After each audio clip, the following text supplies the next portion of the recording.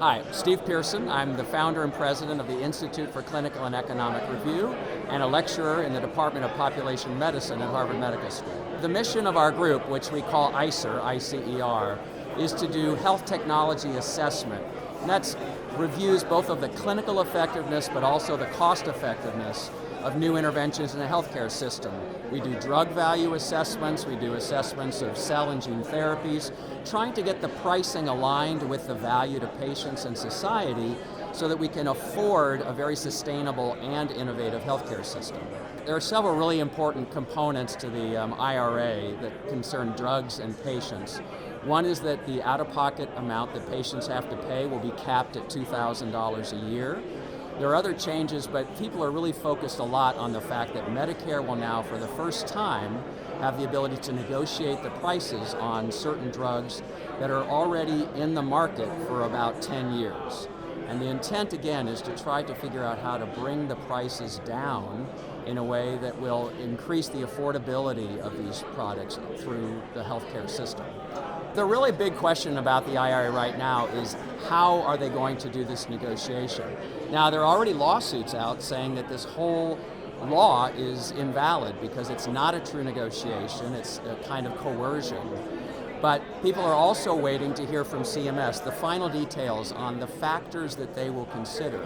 How will they weigh the differences between the drug that they're negotiating on and other drugs in the system? Will they look at the costs of development? Will they look at how much better the drug is and in what way? And all the specifics of that are yet to be determined. So it's not clear yet, and people are kind of worried, but also anxious in a positive sense, because depending upon how they negotiate, will end up kind of playing out in many different ways that affect the entire drug pricing landscape.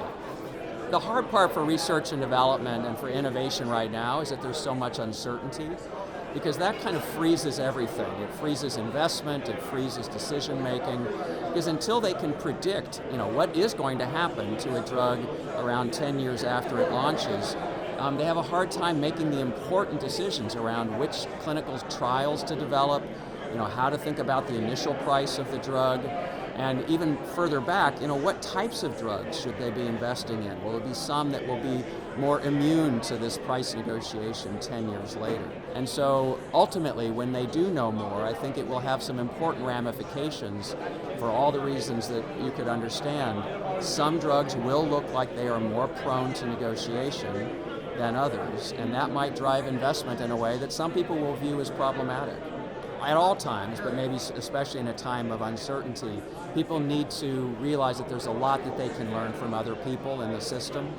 So I think those who are going to be implementing the IRA, the law, should really keep their doors open to people from the innovation ecosystem, to the biopharmaceutical industry, to others, but also patient groups and clinicians, hospitals, the entire ecosystem. We have such a large part of our system now that is being driven off of drugs and drug funding that I think everybody needs to learn from each other and come together to make sure that, especially as a new law gets implemented, that we learn together and that we try to figure out how to perhaps change certain elements of how the law is being implemented to make sure that we get the right balance going forward.